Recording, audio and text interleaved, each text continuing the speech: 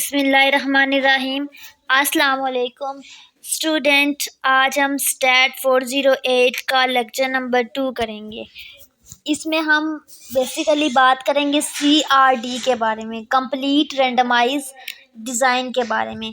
तो यहाँ पे देखें, सबसे पहले इन्होंने क्या कहा है, कंसेप्ट ऑफ अनोवा। तो CRD के अंदर अनोवा यूज़ होता है। सबसे पहले इन्होंने अनोवा का कंसेप्ट बताया है। इस चीज़ को हम फिलहाल छोड़ देते हैं, क्योंकि जो हैंड आउट में इन्होंने किया हुआ है ना, स्टेप बाय स्टेप, इस तरह से समझने में भी कॉम्प्लिकेशन होती हैं। तो मैं इसको आपको इजी वे में समझाऊंगी। सबसे पहले हम देख लेते हैं CRD में होता क्या है। बेसिकली ये हमारे पास होती है CRD। सबसे पहले CRD का मेथड समझ लेते हैं, फिर इसकी डेफिनेशंस और थ्योरी हम बाद में भी कर लेंगे। अगर ना भी की तो आप रीड आउट कर सकते हो। थ्योरी इजी होती है, जस्ट याद करनी होती है। ठीक है, यहाँ पे हम लोगों ने लेक्चर 2 में करना है CRD, कंप्लीट रेंडमाइज डिज़ाइन। ठीक है, तो इसमें बेसिकली स्टेप्स होते हैं। तो हमारे पास क्या स्टेप है CRD के? इसमें सबसे पहले हमारे पास आता है, यहाँ पे ये इसकी एग्जांपल है, इसको देख लेते हैं। सबसे पहले हमारा जो स्टेप होता है उसमें हमने लिखना होता है फॉर्मुलेशन ऑफ हाइपोथेसिस। ठीक है, अच्छा एक बात, जब भी आपके पास CRD का कोई भी क्वेश्चन पेपर में आएगा, ठीक है, या तो आपको इसी तरह की, जैसे ये एग्जांपल गिवन है, ऐसे एग्जांपल दे देंगे और कहेंगे 5 नंबर का आप इसको सॉल्व आउट करो। ठीक है, और आपने ये पूरा करना होगा। लेकिन हो सकता है आपको इसी क्वेश्चन का कोई भी पार्ट दे दें सॉल्व करके और बोलें कि इसमें से ये चीज़ निकालो या इटरेशन निकालो। अब क्या चीज़ निकालो, क्या करो, वो मैं आपको तब बताऊंगी जब हम सारा क्वेश्चन सॉल्व कर लेंगे। ठीक है, इसमें बेसिकली हम करते क्या हैं CRD में? इसमें सबसे पहले तो हम करते हैं फॉर्मुलेशन ऑफ हाइपोथेसिस। सबसे पहला जो हमारा काम होता है यही फॉर्मुलेट करना होता है। उसमें हम क्या करते हैं, H0 होता है, ठीक है, और H1 दो होते हैं हाइपोथेसिस। ठीक है, एक होता है नल हाइपोथेसिस ये वाला, और उसको हम कहते हैं अल्टरनेटिव हाइपोथेसिस। ठीक है, इसमें हमने लिखना होता है, हमारा यही काम होता है। कोई भी क्वेश्चन हो उसमें हम लिखते हैं H0 is equal to μ1 μ2 μ3। Mu हमारे पास क्या है, मीन्स है, और H0 का ये मतलब है कि हमारे पास तमाम जो मीन्स हैं, तमाम वैल्यू के वो क्या है, इक्वल आएंगे। ठीक है, और H1 का मतलब होता है at least 2 means are not equal. ठीक है, अगर हमारे पास क्वेश्चन है, हम मीन्स निकाल रहे हैं, ठीक है, और हमारे पास मीन्स इक्वल आ रहे हैं, तो हम क्या कहेंगे, नल हाइपोथेसिस है। और अगर हमारे पास मीन नहीं इक्वल आ रहे तो हम क्या कह सकते हैं कि ये क्या है, हमारे पास 2 मीन्स आर नॉट इक्वल, यानी कि अल्टरनेटिव हाइपोथेसिस। तो सबसे पहले कोई भी एग्जांपल हो, आपने यही पॉइंट लिखना है, H0 H1। उसके बाद आपके पास दूसरा काम होता है लेवल ऑफ सिग्निफिकेंस लिखना होता है। अल्फा आपको क्वेश्चन में गिवन होता है, ना भी गिवन हो तो आपने 0.05 लेट कर लेना है। ठीक है, उसके बाद जो तीसरा काम होता है टेस्ट स्टैटिस्टिक। ये हमारा सबसे मेन काम है, सबसे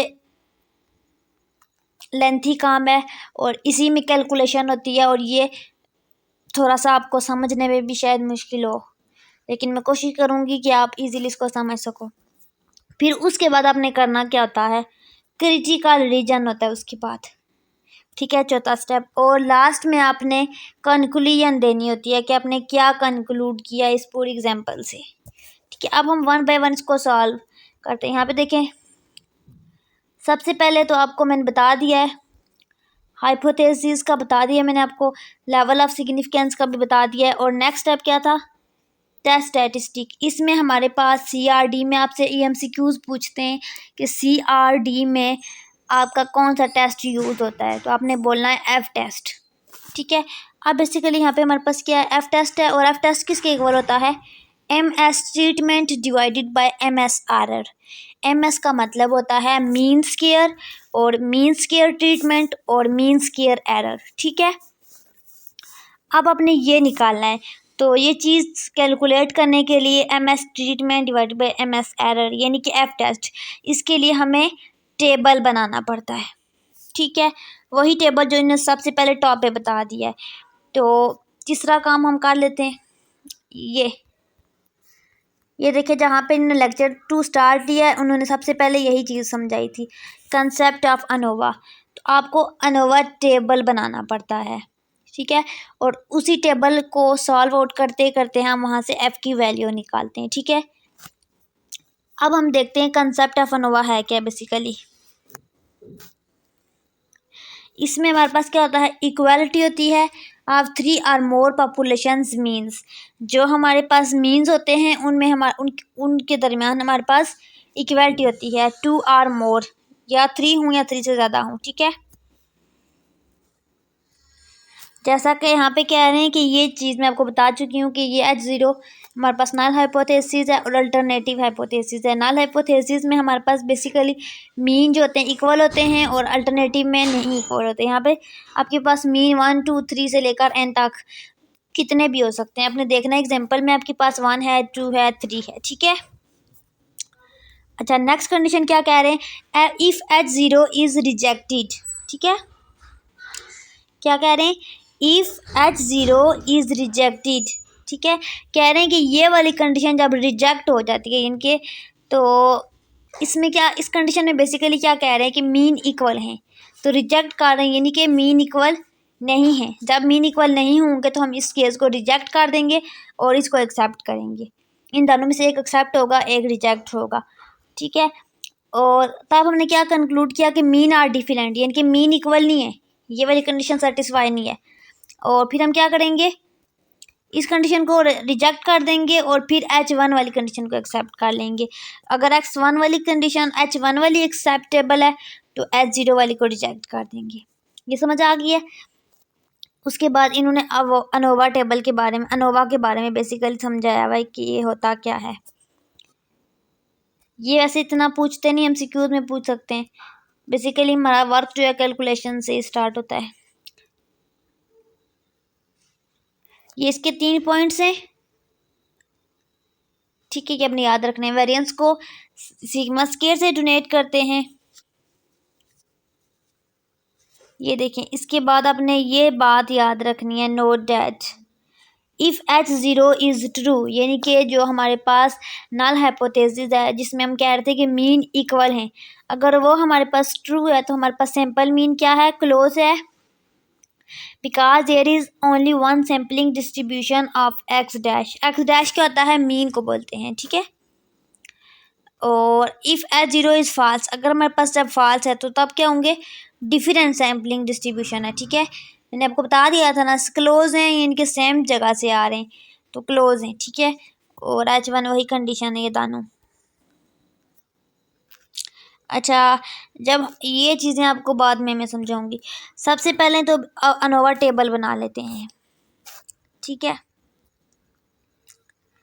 अनोवा टेबल, अनोवा टेबल के लिए हम ये रूल्स देख लेते हैं। सबसे पहले अनोवा टेबल में हमारे पास क्या होता है, decompose the variance into 2 components.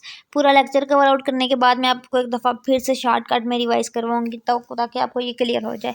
इसमें हमारे पास क्या होता है, between group component and with in group component, ठीक है। जब बिटवीन ग्रुप कंपोनेंट हो तब क्या होता है, ट्रीटमेंट होता है, और जब विद इन ग्रुप हो तो एरर होता है, ठीक है। अच्छा, बेसिकली हमने पहला काम कर लिया, हमारे जो 5 स्टेप्स थे वो करने थे। पहला हमने हाइपोथेसिस की सिलेक्शन कर ली, ठीक है।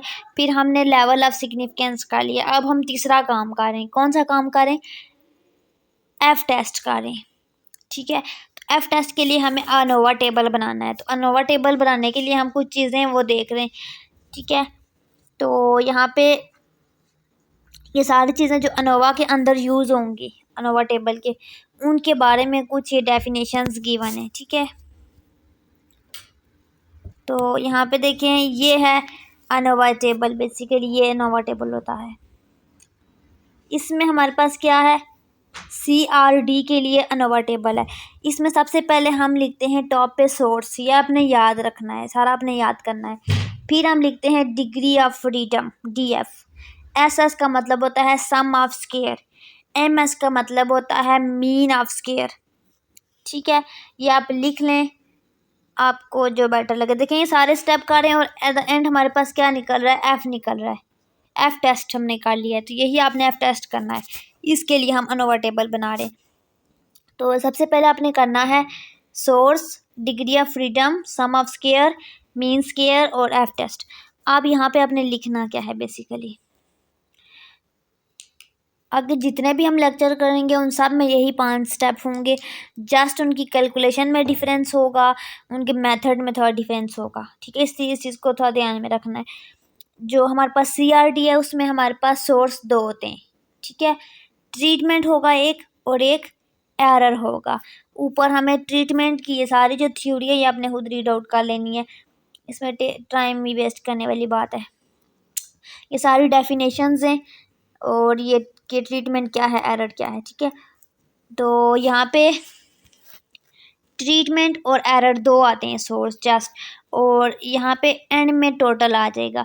जब हम कोई और डिज़ाइन करेंगे नेक्स्ट लेक्चर में, उसमें हो सकता है सोर्सेज डिफरेंट होंगे, फिर आगे कैलकुलेशन भी डिफरेंट होगी, ठीक है। बेसिकली हमने अनोवा टेबल ही कंस्ट्रक्ट करना होता है। तो यहाँ पे 2 सोर्स हैं, ट्रीटमेंट, एरर। और डिग्री ऑफ फ्रीडम क्या होती है हमारे पास, K-1। ट्रीटमेंट के लिए हमारे पास होती है K-1 और एरर के लिए होती है N-K, ठीक है। और टोटल जब निकालेंगे तो इन दोनों को हम प्लस करेंगे तो हमारे पास टोटल क्या आ जाएगी, N-1, ठीक है। अब हमने सम ऑफ स्क्वायर निकालना है, ठीक है। तो यहाँ पे देखें, यहाँ पे जो हम निकाल रहे हैं सम ऑफ स्क्वायर, इसके कॉरस्पॉन्डेंस क्या है, ट्रीटमेंट है। तो हम सम ऑफ स्क्वायर ऑफ ट्रीटमेंट निकाल रहे हैं और यहाँ पे क्या निकाल रहे हैं, एस एस, यानी कि sum of square of error, SSE आता है ये, ठीक है। मैंने ई नहीं लिखा, SSE sum of square of error निकालेंगे। और ये सब चीज़ें हमने कैलकुलेशन करनी है, उसके बाद हमने एंड पे यहाँ पे टेबल में पुट करनी है, जैसा कि इन लेक्चर में किया हुआ है। लेकिन मैं आपको पहले इसलिए बता रही हूँ ताकि आपको बाद में जस्ट वैल्यू निकालनी पड़े, आपको मेथड समझ आ जाए। फिर आपने SS टोटल निकाला, इन दोनों वैल्यू को सम अप करना है। उसके बाद MS ट्रीटमेंट निकालना है। MS ट्रीटमेंट हमारे पास किसके इक्वल होता है, SS ट्रीटमेंट डिवाइडेड बाय ये डिग्री ऑफ फ्रीडम, इसके करस्पॉन्डेंस, ठीक है। और फिर हमने निकालना है MS एरर, ये होता है SS ट्रीटमेंट, SS एरर, यहाँ पे SSE है, ठीक है, इन्हें मिस्टेक से नहीं लिखा। फिर एरर में N-K आ जाता है। यहाँ तक समझ आ गई है। और फिर हमने क्या करना है, एफ टेस्ट निकालना है, और एफ टेस्ट हमारे पास होता है MS treatment divided by MS error. अच्छा, बेसिकली हमने सारे स्टेप क्यों किए, क्योंकि हमें एफ टेस्ट का ये फार्मूला गिवन था और सबसे पहले हमने MST और MSE निकालना था, तो हमने यहाँ से ये निकाला। और MST MSE के लिए हमें SST चाहिए था, तो हमने SST SS निकाला। तो हमें डिग्री ऑफ फ्रीडम भी चाहिए थी डिनोमिनेटर में यहाँ पे, तो इसीलिए ये सारे एक दूसरे से लिंक कर रहे हैं, इसलिए रिलेटेड है। इसीलिए हमने ये पूरा अनोवा टेबल बनाया, एफ की वैल्यू निकाली। अब समझ आ गई यहाँ तक। अब हमने नेक्स्ट काम करना क्या है, अब देखना है कि sum of square of treatment हम कैसे निकालेंगे, इसका क्या फार्मूला है, इसका क्या फार्मूला है। इन दोनों के तो फार्मूले मैंने आपको बता दिए ना। तो जब आपको SS ट्रीटमेंट पता होगा, SS एरर पता होगा, तो आप बेस सारा कुछ टेबल में कर सकते हो। तो सबसे पहले यहाँ पे मज़ीद आप कैलकुलेशन देख लेते हैं, इन्होंने लेक्चर में क्या क्या कहा है और क्या क्या दिया है।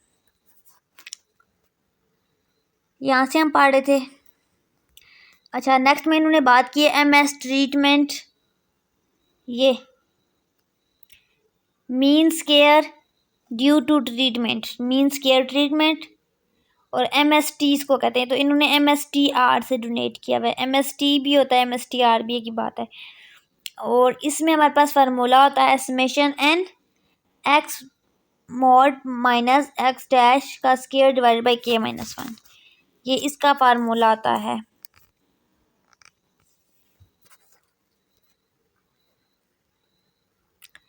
और यही बात विद इन ग्रुप में हो तो ट्रीटमेंट एस्टिमेटेड पॉपुलेशन है, तो MS विद इन ग्रुप में एरर होता है, ठीक है, ये याद रखना है।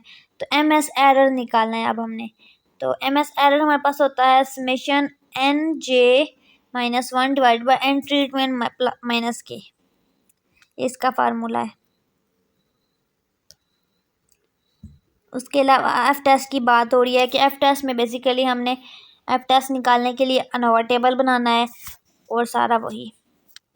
उसके बाद के ग्रुप के बिटवीन है तो ट्रीटमेंट है, विद इन ग्रुप है तो एरर है। ठीक है, अब बेसिकली हम देख लेते हैं कि फैक्टर क्या है, ट्रीटमेंट क्या है। ये CRD की बात कर रहे हैं। ठीक है, CRD, इसमें फैक्टर क्या होता है, ट्रीटमेंट क्या होता है, एक्सपेरिमेंटल यूनिट क्या होता है, CRD डिज़ाइन होता है क्या बेसिकली। इसने सारी थ्योरी यहाँ पे दी हुई है। इसको मैं स्किप कर रही हूँ, अपने रीड आउट कर लेना है।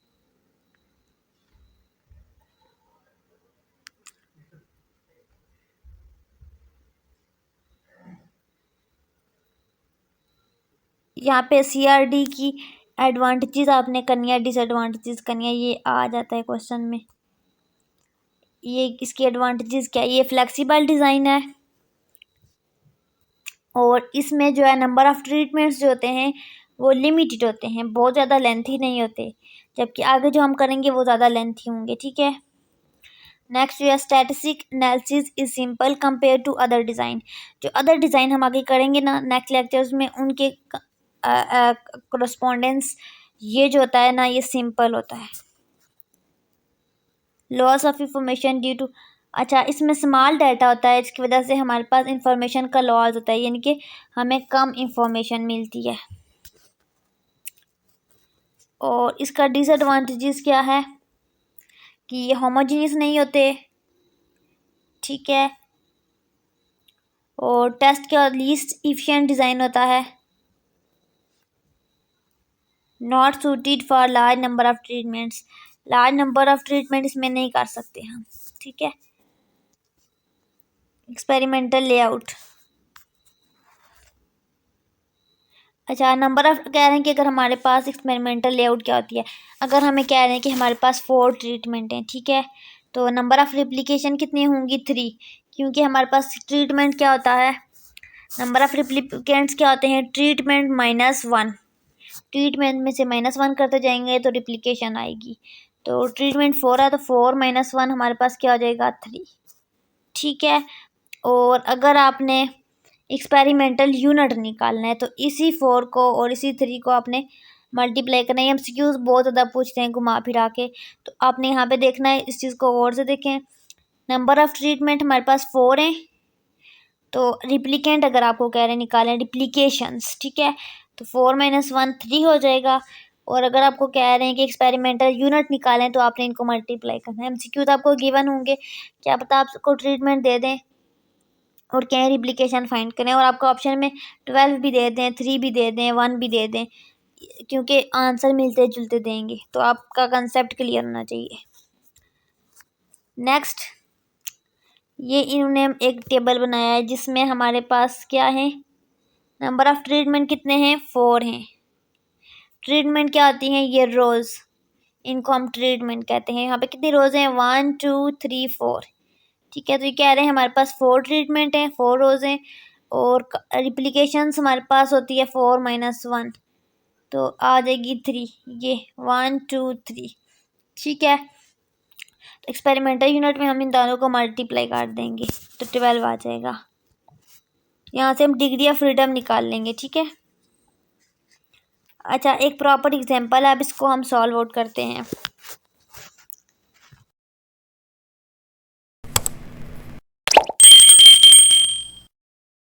क्वेश्चन नंबर 1 गिवन है, एक फर्टिलाइज़र है। ठीक है, ट्रीटमेंट है ABC, इसमें हमारे पास 3 ट्रीटमेंट हैं, ये देखें रोज़ हैं। ठीक है, और प्लॉट कितने हैं, 7 स्ट्रॉबेरी प्लॉट है, देखें 7 है, 1 2 3 4 5 6 7। डिप्लीकेंट्स हमारे पास 7 है। ठीक है, और हमारे पास अनोवा टेबल हमने बनाना है। ठीक है, तो लेवल ऑफ सिग्निफिकेंस हमें 0.01 गिवन है, तो अल्फ़ा हमारे पास 0.05 होगा। ठीक है, सबसे पहले तो आपको मैंने क्या कहा था, करना क्या है, अपने फॉर्मूलेशन ऑफ हाइपोथेसिस। हो सकता है आपको जस्ट कहें कि इसकी फार्मूलेशन ऑफ हाइपोथेसिस करें, 2 नंबर का आ जाए, या फिर कहें इसका एफ टेस्ट निकालें, या फिर कहें अनोवा टेबल कंस्ट्रक्ट करें। मतलब इस पूरे इन 5 स्टेप्स का जो क्वेश्चन है CRD जो है, बेसिकली ये जो 5 स्टेप्स पे मुश्तमिल है हमारा CRD। ठीक है, कंप्लीट रेंडमाइज डिज़ाइन, इसमें से आपको कोई भी घुमा फिरा के क्वेश्चन शार्ट में पूछ सकते हैं। मोस्टली यही पूछते हैं, लॉन्ग में कम ही आता है, एक क्वेश्चन आ जाता है लॉन्ग में। फुल कंस्ट्रक्ट करें तो सबसे पहले तो मैंने आपको बता दिया था कि H0 लिखते हैं H1। H0 में हम कहते हैं कि सारे मीन इक्वल हैं। H1 में हम कहते हैं कि इनमें से एक या दो या कोई ना कोई ऐसा मीन होगा जो इक्वल नहीं होगा। तो यहाँ पे देखिए म्यू कितने थे, कितने ट्रीटमेंट थे, 1 2 3। तो हमने μ1 μ2 μ3 लिखा और इक्वल कर दिया, ठीक है। और लेवल ऑफ सिग्निफिकेंस क्या आ गया, 0.05। तीसरे स्टेप में हमने करना क्या है, बेसिकली एफ टेस्ट निकालना है, ठीक है। एफ टेस्ट हमारे पास होता है MS treatment divided by MS error, यानी कि mean square treatment divided by mean square error.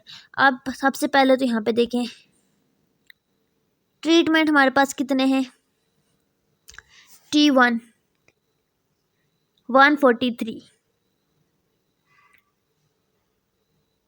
ये पता है कैसे आया है,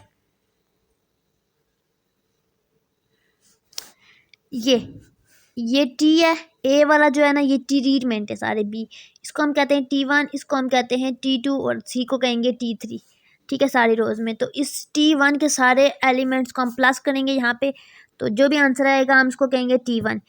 फिर इन सारों को सम अप करेंगे तो T2 आ जाएगा, इन सारों को सम अप करेंगे तो T3 आ जाएगा। बात समझ आ रही है।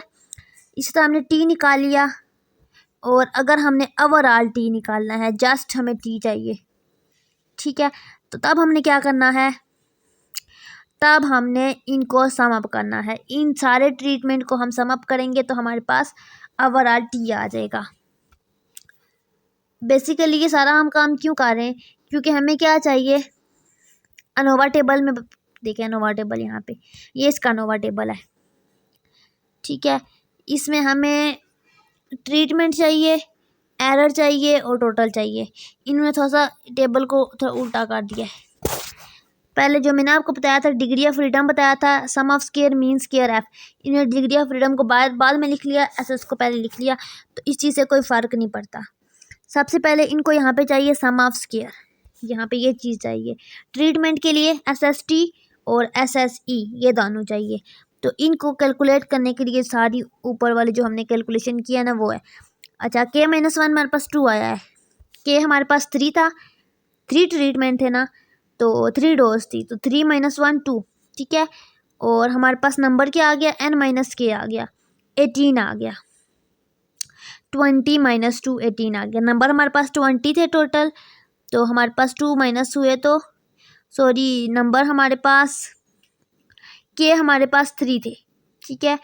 तो माइनस हुए नंबर में से 3, तो हमारे पास क्या आ जाएगा, 18 आ जाएगा। तो टोटल ब्लॉक हमारे पास 21 थे, यानी कि N21 था। तो इन दोनों को प्लस किया तो हमारे पास 20 टोटल आ गया। डिग्री ऑफ फ्रीडम सॉल्व होगी। अब नंबर हमारे पास 21 कैसे है, ये देखिए यहाँ पे, ये इसमें कितने थे, 7, इसमें भी 7, इसमें भी 7। तो मैंने क्या कहा था, इनको मल्टीप्लाई करते हैं। 7 क्रॉस कितनी रोज थी, 3, तो 7 क्रॉस 3 21। ये MCQ बहुत ज़्यादा पूछते हैं, घुमा फिरा के। एक दफ़ा फिर से बता रही हूँ, इसको अपने क्लियर करना है। ये हमारे पास ट्रीटमेंट होते हैं सारे, ठीक है, और ये हमारे पास रिप्लिकेंट्स होते हैं सारे। तो इन दोनों को मल्टीप्लाई करते हैं तो हमारे पास टोटल नंबर आ जाता है, कैपिटल N आ जाता है, ठीक है। अब ये सारा जो हमने काम किया यहाँ पे साथ साथ हम टेबल में पुट करते जाएंगे ताकि हमारे लिए ईजी हो जाए। डिग्री ऑफ फ्रीडम वाला काम ख़त्म हो गया। अब हमने सम ऑफ स्क्वायर निकालना है, सम ऑफ स्क्वायर ऑफ ट्रीटमेंट के लिए, फिर एरर के लिए। तो यहाँ पे देखें सम ऑफ स्क्वायर ऑफ ट्रीटमेंट, ये देखें ट्रीटमेंट SS, यानी कि SST भी कहते हैं, ट्रीट SS भी कहते हैं, या सम ऑफ स्क्वायर ऑफ ट्रीटमेंट, ये सारी एक ही चीज़ है।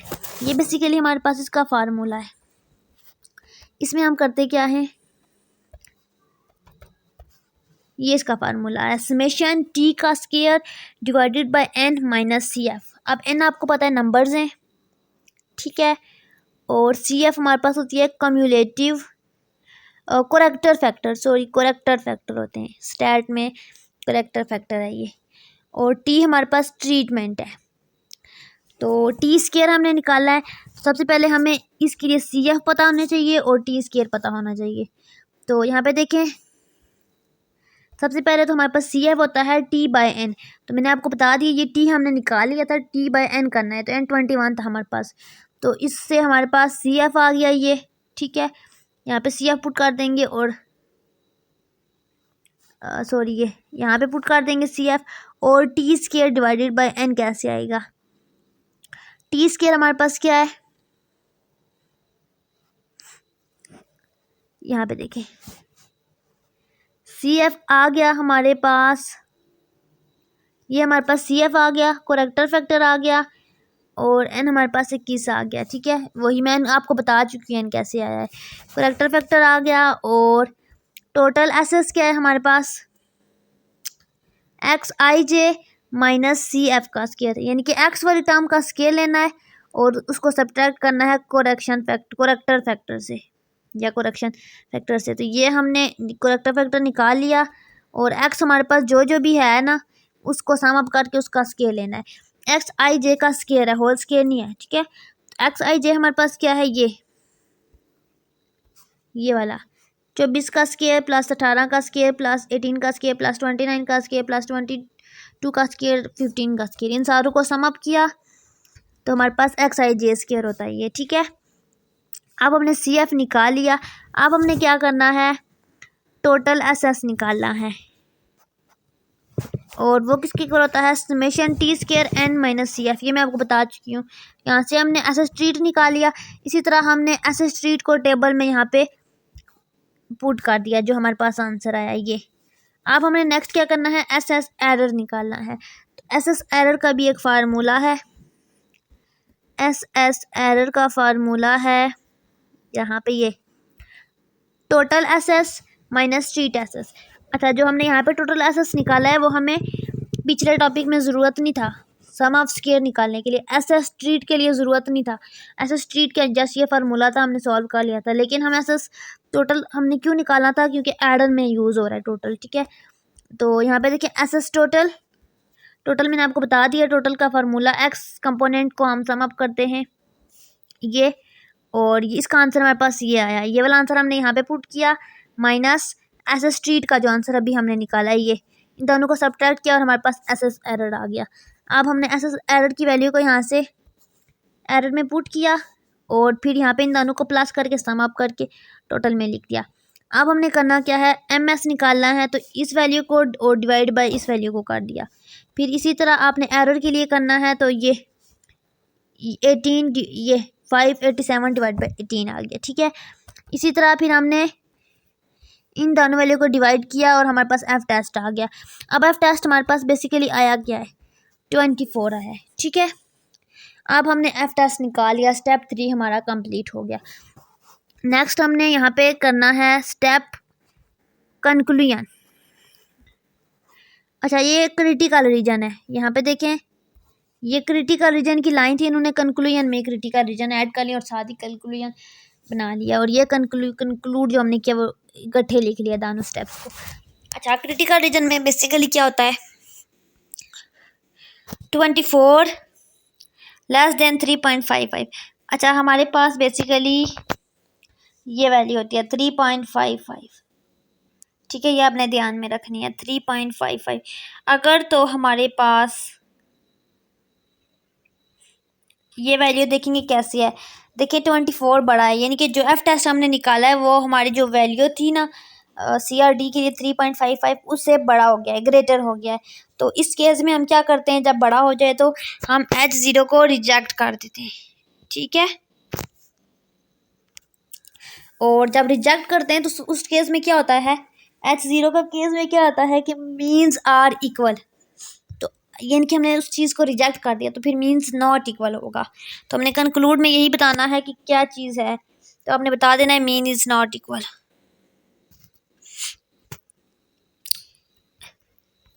नेक्स्ट जो चीज़ें हमारी स्किप हो गई थी देख लेते हैं क्या क्या स्किप हो गई थी। बेसिकली हमारे पास यही क्वेश्चन आएगा सीआरडी का, या तो 5 मार्क्स का आपसे पूछ सकते हैं एग्जांपल दे के, आप इसी तरह पूरा सॉल्व आउट करो, या फिर आपको वैल्यू दे सकते हैं, कहते हैं अनोवा टेबल कंस्ट्रक्ट करो जस्ट, या कहते हैं एफ टेस्ट निकालो, या फिर कह सकते हैं इसका क्रिटिकल रीजन क्या होगा। क्या पता आपको एफ टेस्ट दे दें पूरा सॉल्व आउट करके, पूरा टेबल अनोवा बना के दें, पिछले स्टेप भी करके दें और जस्ट बोल दें कि आप इसका बताएं कि इसका आपने क्या कंक्लूड किया या इसका क्रिटिकल रीजन क्या है। ठीक है, इसलिए आपने इसके एक स्टेप को भी मिस नहीं करना। कोई ऐसी चीज़ जो इस टॉपिक में रह गया, एडवांटेजेस डिसएडवांटेजेस और CRD, इसी की प्रैक्टिस करें। नेक्स्ट लेक्चर में हम न्यू टॉपिक स्टार्ट करेंगे, उसमें हम यही काम करेंगे, लेकिन ये उससे जो है ना इस वाले टॉपिक से थोड़ा डिफ़िकल्ट होगा। मीन उसमें डिफ़िकल्ट नहीं होगा, मतलब स्टेप थोड़े ज़्यादा होंगे, लेंथी होगा। अगर आपको इस लेक्चर में कोई चीज़ समझ नहीं आई है तो आप कमेंट करके पूछ सकते हैं, और वीडियो पसंद आए तो चैनल को सब्सक्राइब करें। दुआओं में याद रखें। अल्लाह हाफिज़।